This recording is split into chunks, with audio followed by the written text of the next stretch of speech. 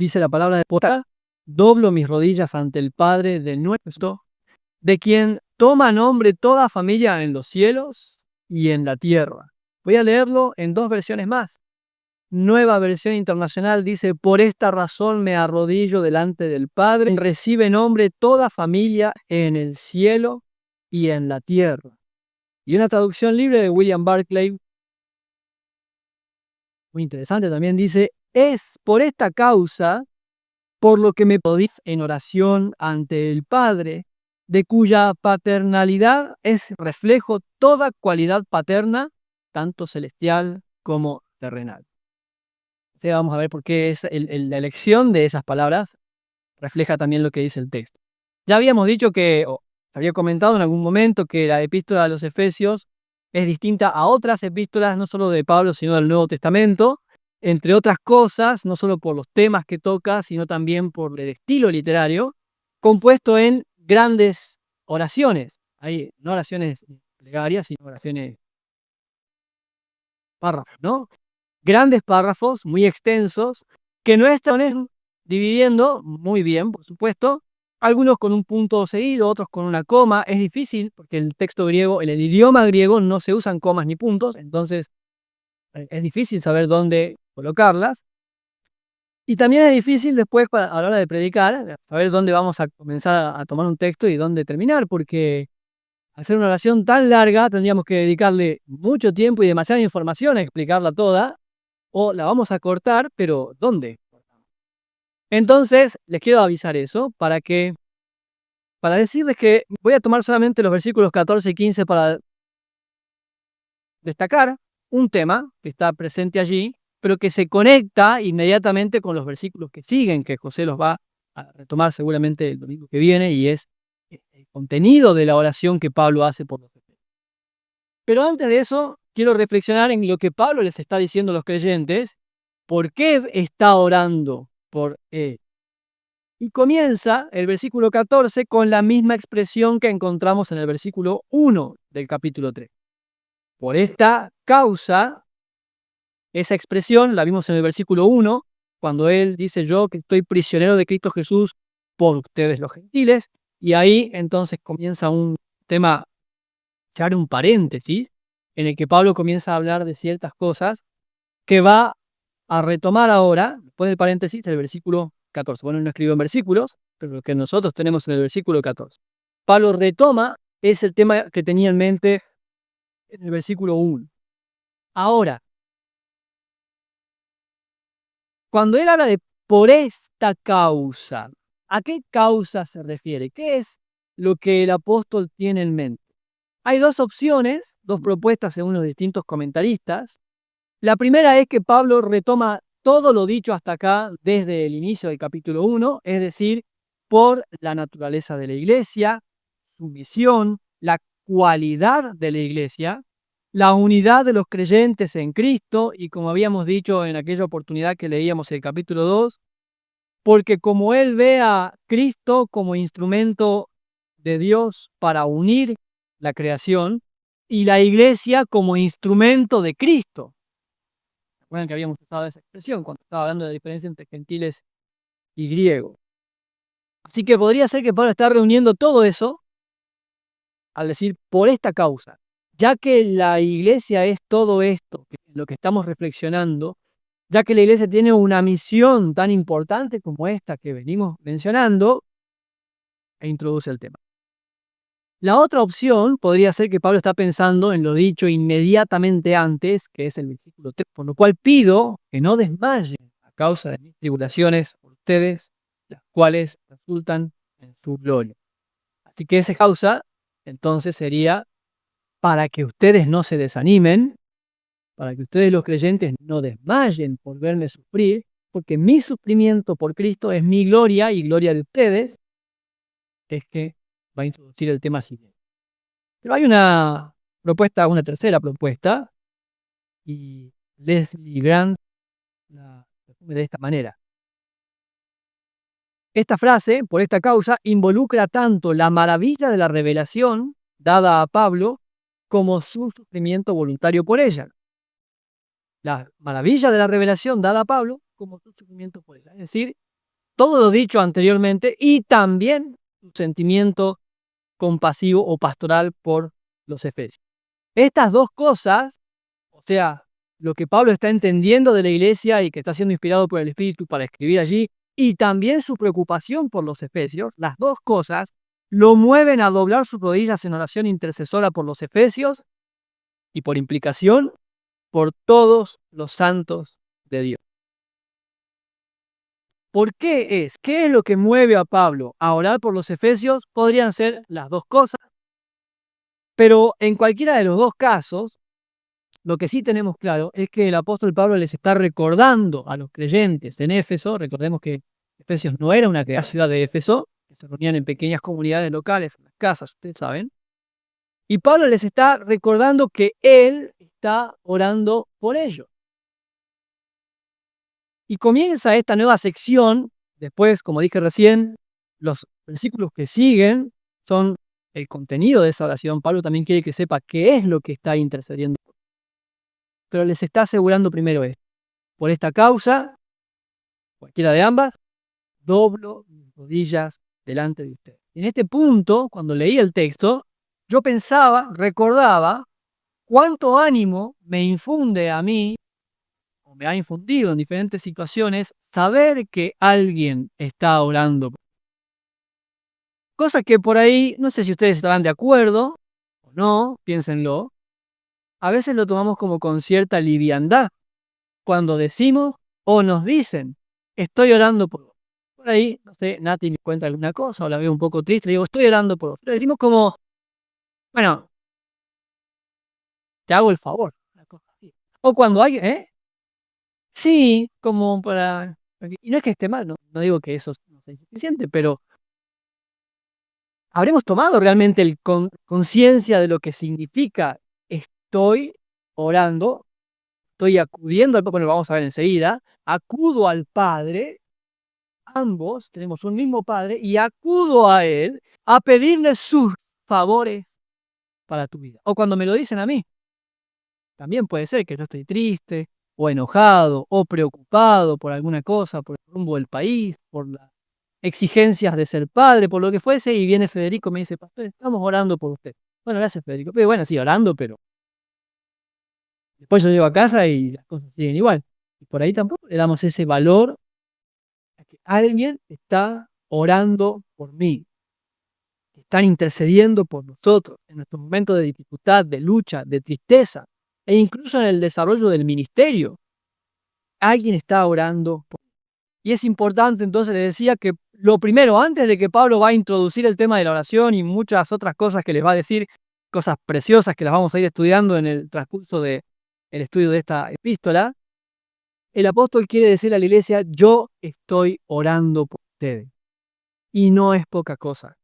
Que lo sepa Pablo y que lo sepan los efesios también. Están orando por. Y esa expresión que usa Pablo para hablar de la oración, por esta causa, doblo mis rodillas.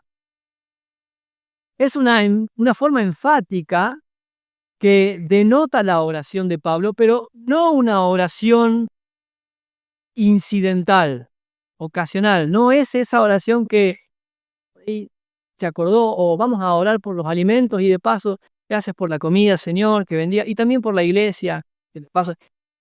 La expresión doblo mis rodillas indica también que Pablo está realmente comprometido, involucrado en su oración por la iglesia. No necesariamente estaba con sus rodillas dobladas físicamente, también pudiera ser que sí, pero la actitud de doblar las rodillas denota una oración deliberada. No es una oración que hago en el momento, mientras estoy manejando, que esas, ustedes entienden, también están bien. Esas oraciones cotidianas, constantes, de venir en el colectivo por ahí, en vez de venir jugando Minecraft, venir orando, vale, por supuesto que si estoy en el trabajo, me hago 10 minutos, voy al baño, puedo orar, por supuesto que sí, pero no es lo mismo una oración consciente y deliberada, donde tomo el tiempo, saco de mi agenda 10, 15, 20, 30 minutos, quizás con ayuno, acompañarla, me dedico a orar por, en este caso, la iglesia.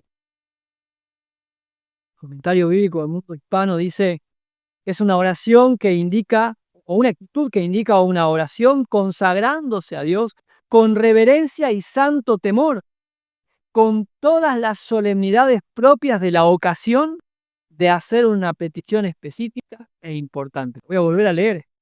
Es una actitud que indica una oración consagrándose a Dios con reverencia y santo temor, con todas las solemnidades propias de la ocasión de hacer una petición específica e importante.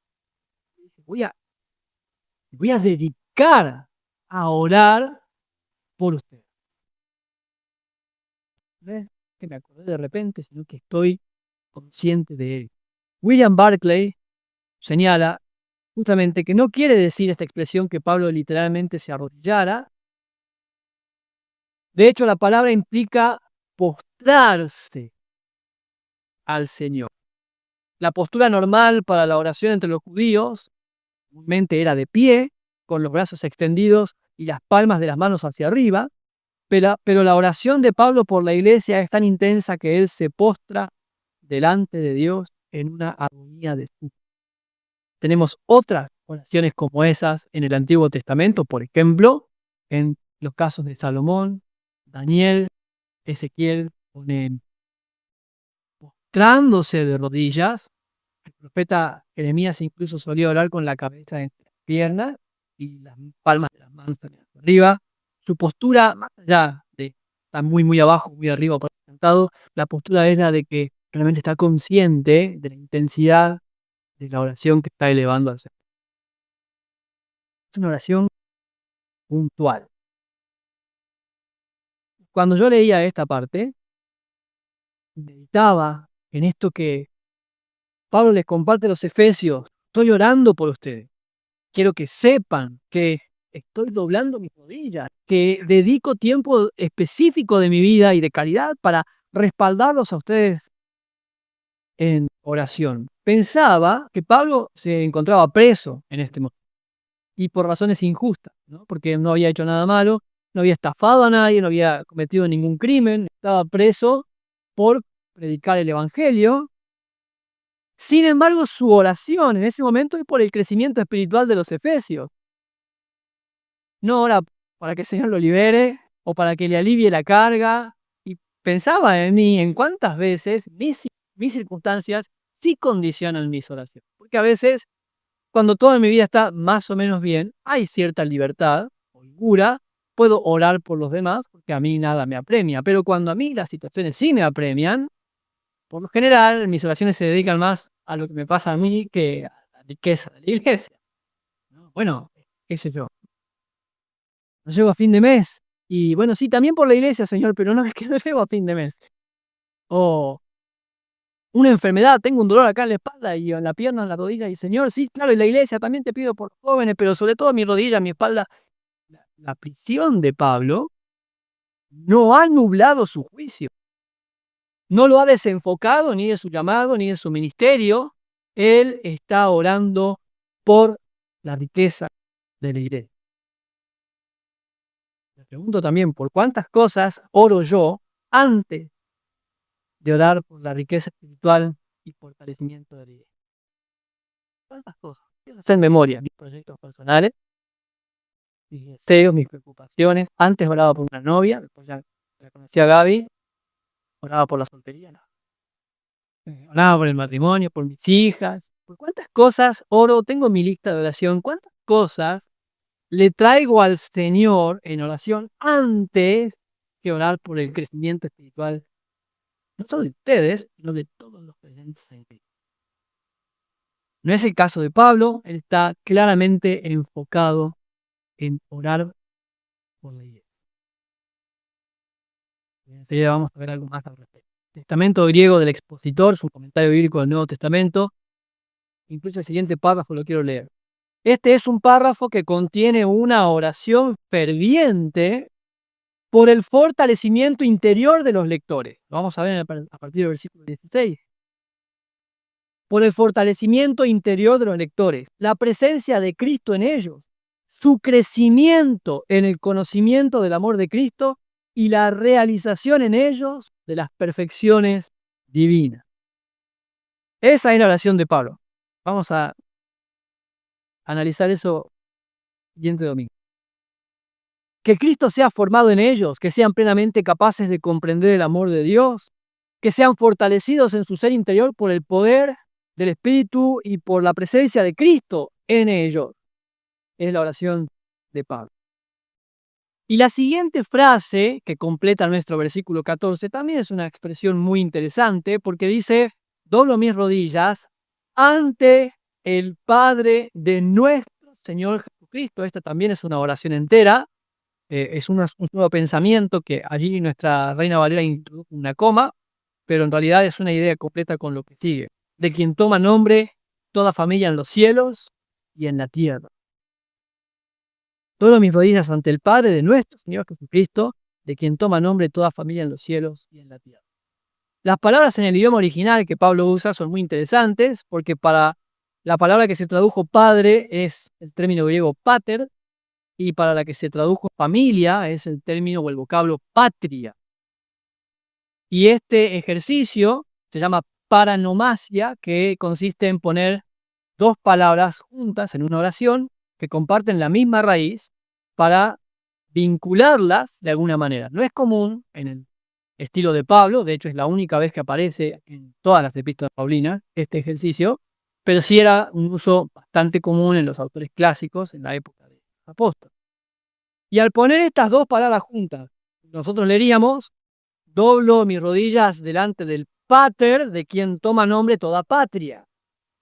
Lo que está diciendo es que esa patria deriva inmediata y necesariamente de Pater.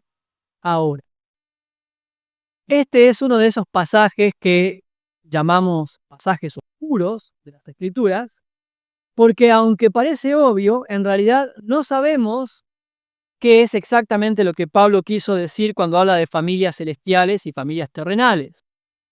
Esa sería también la traducción: familia en los cielos, son familias celestiales y familias terrenales. Porque luego no lo explica el apóstol, simplemente lo menciona allí y dice: hay familia en los cielos, hay familia en la tierra, y luego pasa a otro pensamiento y no explicó a qué se refería. Por eso es que son pasajes oscuros. Les voy a leer algunas propuestas serias. Hay otras que no vale la pena considerar. Voy a leer algunas de las más comunes y que tienen cierto grado de fundamento. La primera es que Pablo estaría pensando en todos los ángeles y todos los hombres. Se llama universalismo o paternidad universal, que como todos fueron creados por Dios, tanto ángeles como seres humanos, todos tenemos a Dios como Padre. Un pensamiento o una doctrina popularizada con la teología liberal, habíamos estudiado el año pasado. Los teólogos liberales consideran que todos los hombres somos hijos de Dios porque Dios nos creó, pero esa no es una idea que esté en el Nuevo Testamento, que se encarga de aclarar, lo vamos a ver más adelante. El Nuevo Testamento aclara específica y enfáticamente que solo somos hijos de Dios los que hemos recibido a Cristo como Señor, y Dios nos adopta. Ahora lo dijo en el capítulo anterior justamente. Hemos sido adoptados por medio de Jesucristo. No todos los hombres son hijos. De todas formas, esa idea tampoco aparece nunca en la teología de Pablo. Otra opción es que Pablo se refiere a toda raza, es decir, toda clase de seres que han surgido. Esto también podría ser comparado con las doctrinas gnósticas, que habla de un ente, que se llama un eón, que ha dado surgimiento a otros eones. Entonces, con esta teoría, Pablo estaría hablando de que todo ser creado es hijo de Dios, espirituales, terrenales, los demonios, los perros, todos son hijos de Dios, porque Dios nos ha creado. Otra opción es que, por supuesto, que no abrazo esa teoría. La otra opción es que Pablo esté hablando de los ángeles como una familia superior. Familia celestial son los ángeles en el cielo. Y los hombres somos una clase también somos familia de Dios, pero inferior a los ángeles. Esta era la postura de los cabalistas, que era un grupo sectario dentro de los judíos. Esto basado en que en el Antiguo Testamento hay 6 pasajes en los que se habla de hijos de Dios y 5 de ellos se refieren claramente a los ángeles. Los bienaventurados en los cielos y los elegidos en la tierra sería otra opción. O sea, los que ya murieron en Cristo y están allá con Él son la familia celestial, y nosotros que estamos acá en Cristo somos la familia terrenal.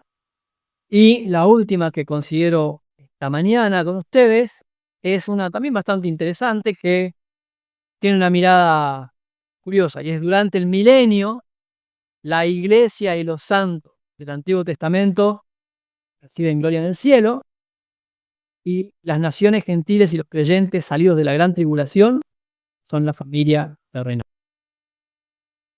Esto también está bastante curioso. No sabemos qué es lo que Pablo quiso decir. Probablemente esto es una opinión personal. No sé si Pablo habrá entendido lo que estaba queriendo decir.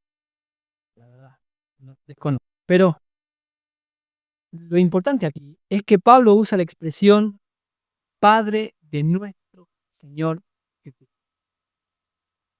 Es cierto que no aparece esa expresión en los manuscritos más antiguos, e incluso el propio Jerónimo de Alejandría, que tradujo la Vulgata latina, sí incluye la expresión en su Vulgata, pero en su comentario a la Epístola a los Efesios, él mismo comenta que tenemos suficiente evidencia tanto en manuscritos como en las citas patrísticas para justificar la omisión. Pero como suele ocurrir en estos casos, que alguna palabra o alguna oración no esté, no modifica en nada el sentido del texto, porque desde el principio Pablo se ha referido a Dios, y todo el Nuevo Testamento se refiere a Dios como Padre nuestro por medio de Jesucristo. Dicho de otra manera, el fundamento de nuestra, se llama filiación, la razón por la que somos hijos de Dios es Jesucristo. Y esto es bastante claro, por ejemplo, en el propio apóstol Pablo, quien en Romanos 8:14, él mismo dice, de hecho lo tengo aquí al lado, así que me voy a tomar el tiempo de leerlo, pero es uno de esos pasajes muy famosos.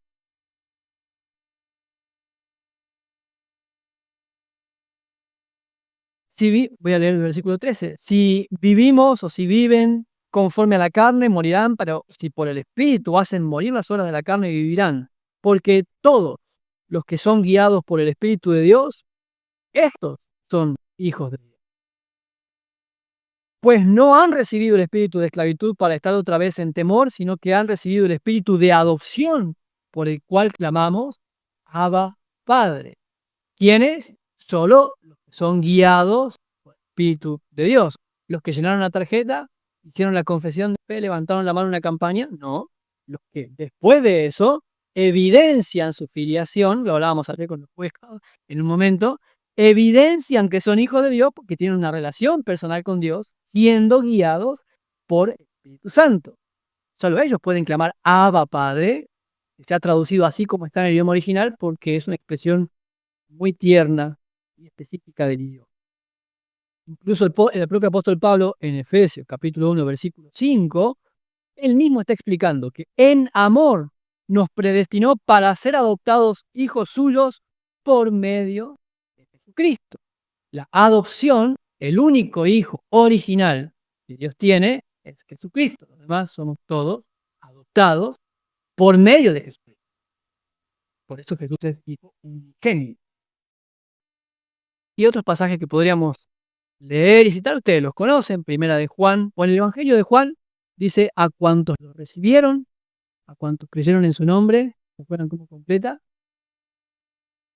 Exacto, derecho, potestad, permiso, autoridad de ser llamados hijos de Dios. E incluso nosotros tenemos un coro que cantamos en base a Primera de Juan. ¿Se acuerdan cuál es este coro? Este. Mirad cuál amor nos ha dado el Padre para ser llamados hijos. ¿Lo podríamos cantar? No. Y eso enfatiza este punto. Lo verdaderamente llamativo acá es que, ¿qué es lo que Pablo está queriendo decirle? ¿Qué le está transmitiendo a los efesios? A la hora de interceder por los creyentes, Pablo apela al carácter paternal de Dios. ¿De cuántas otras maneras Pablo podría haberse acercado a Dios? Podría haber dicho: doblo mis rodillas delante del Dios creador del universo. ¿Qué más? De el juez justo de todas las almas. ¿Qué otra cosa podría haber dicho Pablo acerca de Dios? Doblo mi rodilla delante del Eterno, ¿sí? Del único Dios, soberano de toda la tierra, poderoso de todas las cosas, decía Anita cuando era chica, del, del Alfa y Omega, el principio y fin, del Dios de Abraham, Isaac y de Jacob, que estuvo con los profetas. ¿Cuántas cosas podría haber dicho Pablo? El Espíritu Santo, a través del apóstol Pablo, elige destacar este otro carácter. Doblo mi rodilla delante del Padre de nuestro Señor Jesucristo, de quien proviene también nuestra patria. No se refiere a la patria vía hebrea, ni siquiera a la griega, a la patria actual. Y hablar de Dios como Padre implica dos cosas. En primer lugar, que Pablo quiere que los creyentes efesios entiendan el acceso y la providencia o la provisión que tenemos en Dios como hijos suyos. Yo me acerco a Dios en confianza porque Él es nuestro Padre. Él, en primer lugar, Él es mi Padre. Y puedo acercarme a Él en confianza y lo hago por ustedes. Él es un Padre proveedor o providente, amoroso, que me recibe y me escucha sin necesidad de intermediario, de ninguna clase, ni santos muertos antes que nosotros, ni santos presentes en este momento. A veces ha pasado, seguramente te ha pasado, José, cuando dice, orá por mí, que usted que está más cerca de Dios, o cosas de ese tipo, ¿no? Por ahí no las decimos, pero también a veces las pensamos o tenemos ciertas actitudes que pudieran implicar eso. Sí, Pablo dice, yo me acerco al Dios el Padre, Él me escucha, Él me recibe. ¿Qué? Pensar en la oración es algo maravilloso. Qué riqueza saber que en cualquier momento y en cualquier lugar puedo disponerme en mi mente y en mi corazón, en el colegio, en el trabajo, en casa cuando estoy cocinando o cuando voy camino a hacer los mandados, y puedo comunicarme con Dios. Que además de todo lo que dijimos recién, además de que Él es el creador de todo el universo, Dios justo, santo, soberano, el principio y el fin, el Dios de David, el Dios de Jonás, también es, junto con todo eso, mi Padre que me recibe y me escucha. Y, como dijimos recién en Romanos 8, si el Espíritu me guía, puedo clamar Abba Padre y Él me recibe como, qué maravilla. ¿O no? Y a veces nos hacemos problemas por tantas cosas, en vez de hablar más con nuestros. Y lo segundo que implica esta referencia es que Pablo le está diciendo a los efesios, es mi Padre y también es el Padre de ustedes. Por eso dice, doblo mis rodillas ante el Padre de nuestro Señor Jesucristo. Ustedes también son hijos del mismo Padre y yo me acerco a Él a pedirle su intervención para ustedes que son mis hermanos. Así como Dios me ama a mí, los ama a ustedes. Como me cuida a mí en medio de mis prisiones, cuida a ustedes. No hay clases diferentes de amor para mí y para ustedes. Me provee a mí en mis tribulaciones, estaría diciendo Pablo entre líneas. También le va a proveer a ustedes en sus tribulaciones porque también es tu papá, también te ama, también te cuida, también te llamó y te adoptó por medio de Jesucristo. Es como si, o es como cuando nosotros nos acercamos a interceder por nuestros hermanos. ¿Hay alguien que es hijo único? Todos tenemos hermanos jóvenes. ¿Ustedes se acuerdan cuando nuestros padres se enojaban? Ahora que estamos los padres acá. ¿Quién? Cuando los padres se enojan con uno de los hijos y viene el otro hijo e intercede por su hermanito. ¿No? ¿No ha pasado? Pasemos el tema entonces.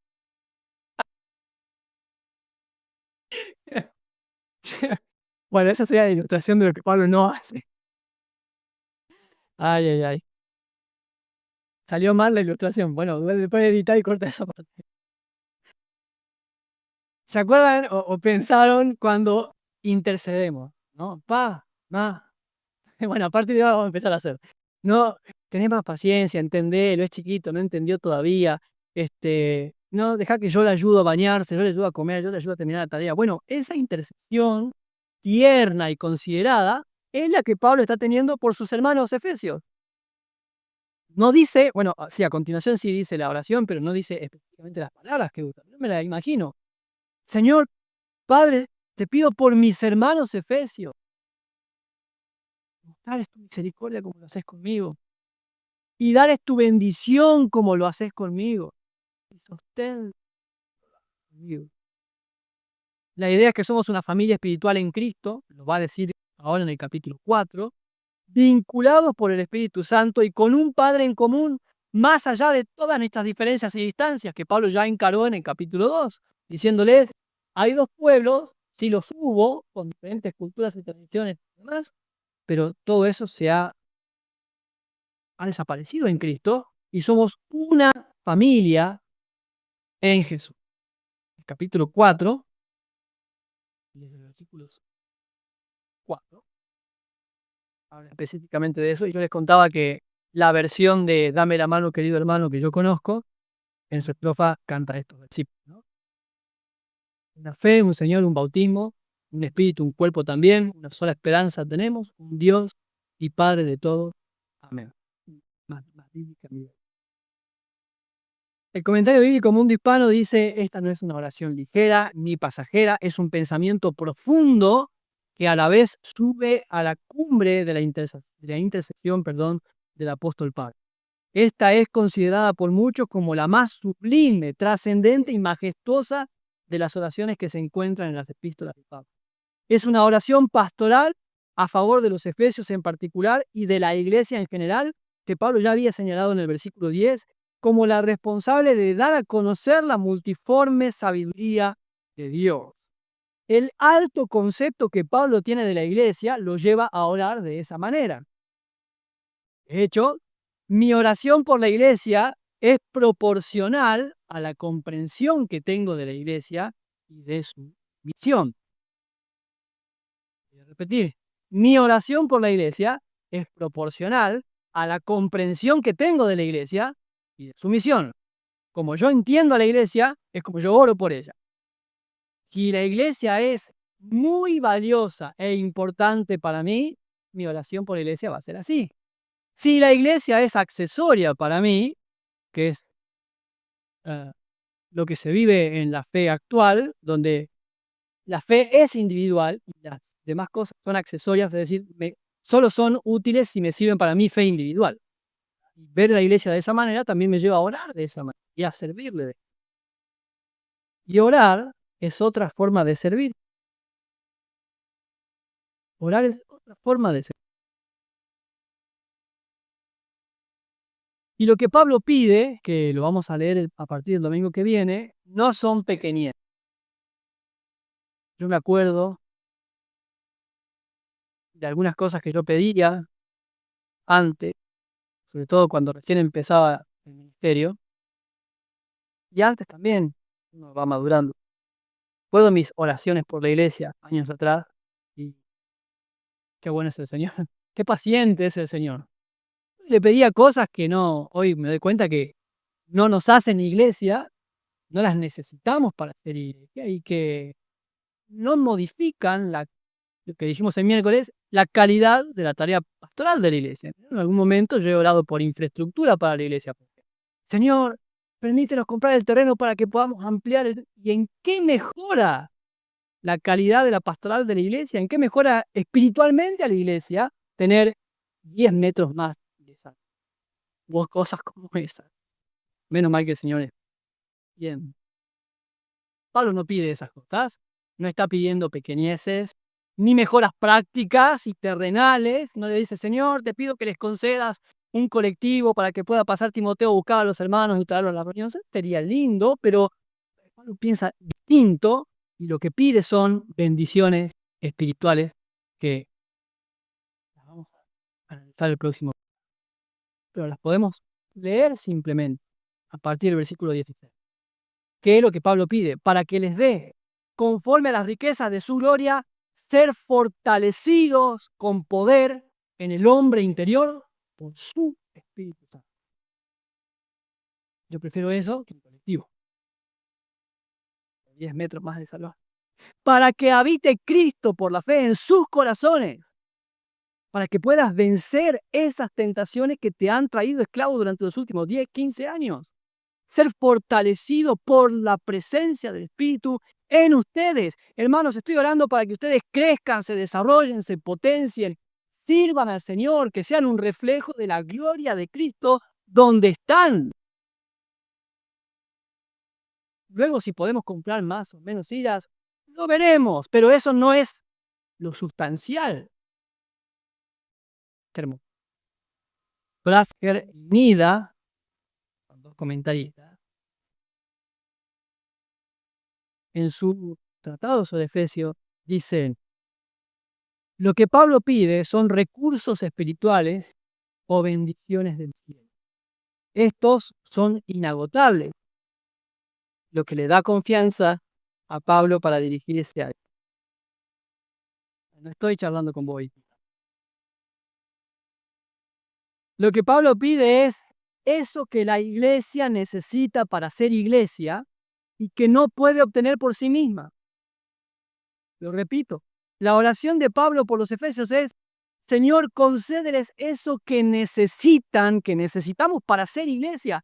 Si no tenemos eso, no somos iglesia. Si Cristo no habita en nosotros, somos una comunidad amable, José creo que lo había dicho la vez pasada, somos un club donde podemos venir y pasarla bien y tener intereses en comunes e incluso intereses altruistas, pero no nos hace iglesia.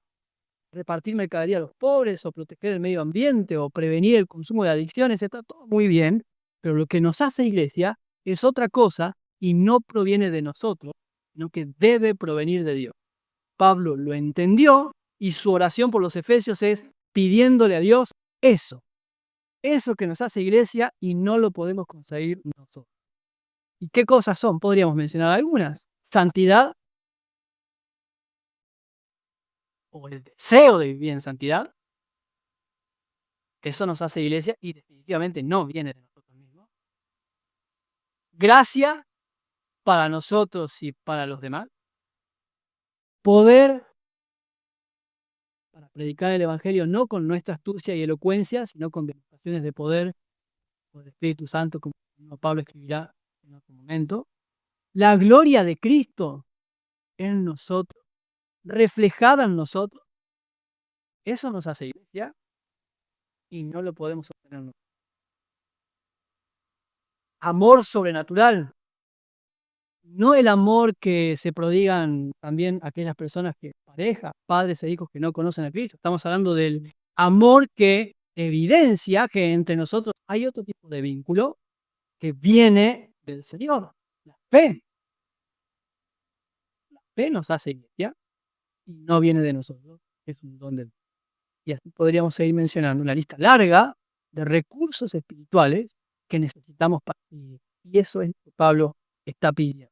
Pues, para el próximo domingo, usted desarrollará mejor esto. Fabián Liendo decía: lo sobrenatural no es espiritual. Lo espiritual es eterno, lo sobrenatural no. Jesús resucitó a Lázaro, es un milagro sobrenatural para que luego se vuelva a morir. La vida interior en Cristo, esa es eterna. Así que tampoco confunde Pablo lo espiritual con lo sobrenatural. Tampoco le está pidiendo expresiones o manifestaciones que pudieran ser interesantes. Está pidiendo recursos espirituales. Por esta causa doblo mis rodillas delante del Padre de nuestro Señor Jesucristo, para que les dé todo eso que solo Dios puede dar y que es lo que realmente necesitamos en este mundo para transitar la vida como Dios. Lo demás llegará y hace falta, y Dios nos dará otras cosas que Él considere que necesitamos, pero esto es Dios. Para terminar, entonces, y en base a esto que estamos leyendo, me hago una serie de preguntas. No son muchas, le cuento 24 preguntas. La primera: Pablo, estando prisionero, preso, privado de su libertad, sigue sirviéndole al Señor, escribiendo sus epístolas y enviándolas a las iglesias, pero además está sirviendo al Señor orando por los creyentes. Y la primera pregunta es, ¿qué me impide o qué me impediría servir al Señor? Si Pablo, estando privado de su libertad, encadenado a un soldado romano, sigue sirviendo al Señor, escribiendo y orando, ¿qué me impide a mí servir al Señor? Si tuvieran que internarme, ¿podría seguir sirviendo al Señor? Si por alguna situación de fuerza mayor no pudiera venir y congregarme con fuerza mayor. Hoy orábamos por los que no pudieron venir y también tenemos que orar por los que no quieren venir. Que el Señor les muestre la importancia de congregarse. Hay que orar por estos recursos espirituales. ¿Qué me impide o qué me impediría hacer? La segunda pregunta, relacionada con lo anterior. ¿Consideramos que la oración es servicio o la vemos como un acto menor? Bueno, cuando no puedo hacer, entonces oro. Si alguna vez lo han dicho o escuchado o si lo han pensado. Bueno, ya que no puedo ir, por lo menos oro. Quizás está en nuestra idea que la oración es como menos de lo que, cuando en realidad la Biblia habla de la oración como uno de los recursos más poderosos para ir creyendo. Debería ser al revés. Voy a orar y si puedo, también voy a ir. Pero primero voy a orar, voy a acompañarlos en lo que le pedimos por la clase de la escuela bíblica el sábado. Necesitamos que nos acompañen en oración. Les pregunto, ¿considero la oración como un servicio o la veo como un acto menor? Con Cecilia conversábamos la vez pasada de cuando la edad, bueno, ella hablaba de otras personas, cuando la edad ya no permite a veces llegar y servir como quisiéramos, limpiando, arena, enseñando, tocando, la oración siempre es un servicio que podemos hacer. Siempre. Insisto, ¿a qué hora es la actividad? A las 4 de la tarde. Yo a las 4 de la tarde voy a doblar mis rodillas con el Padre y durante media hora los voy a acompañar y los voy a respaldar en oración. Algunos dicen, ¿media hora? Bueno, Jesús le dijo a los discípulos, no han podido velar conmigo ni siquiera una hora, ¿no? Esa va relacionada con la pregunta que sigue. ¿Cuánto tiempo dedicamos a la oración y específicamente a orar por la iglesia? Generalmente decimos, la oración no tiene que ser larga para ser buena o eficaz. Es cierto que la Biblia habla de oraciones breves, o al menos registra brevemente algunas oraciones, no es lo mismo, pero durmió bien, gracias. Es cierto que la Biblia dice que hay oraciones breves que han sido eficaces, pero la Biblia no dice que la oración breve es siempre eficaz y poderosa. No hay, no hay el canto. Dale, dale. Yo te espero a vos, ya no te vayas a caer. Sí, sí, Coco, no le trajiste canto. ¿Cuánto tiempo le dedicamos a la oración? O diga, vamos a ponerlo de otra manera, a las cosas que a ustedes les parecen importantes, ¿le dedican tiempo de calidad? Pues yo amo a mis hijos y no necesito dedicarles mucho tiempo para que sea de calidad. ¿Sí? ¿Ustedes piensan así? Al trabajo, sí, el trabajar es importante, sí, con trabajar una horita por día, total, las muchas horas no hacen buena. A los millennials sí andan por ahí, parece. Trabaja poco, ese es tu propio jefe, pero ese es otro tema. Pero no, en general, a lo que lo consideramos importante le dedicamos tiempo, porque la cantidad de tiempo está relacionada con la calidad de tiempo. La pregunta vuelve a ser, ¿cuánto tiempo dedico a orar y específicamente a orar por la iglesia? La otra pregunta, le dije que eran 24, ¿eh? ¿Qué le pedimos a Dios cuando intercedemos por la iglesia? ¿Qué le pedimos a Dios cuando oramos por la iglesia? En algún momento he pedido, Señor, ayúdanos a pintar, danos para que podamos comprar el látex exterior. He orado así. ¿Qué le pido al Señor cuando oro por la iglesia? Y la última. Vamos a pasar. oro por la Iglesia Universal de Cristo, por la Iglesia, sí, oro por ustedes, que son la congregación de la que soy parte, pero es también mi oración por la Iglesia de Cristo, por los, como a veces, misioneros que están llevando el Evangelio y que no son los misioneros como una cosa aparte. Somos la misma iglesia, donde ellos van, vamos nosotros.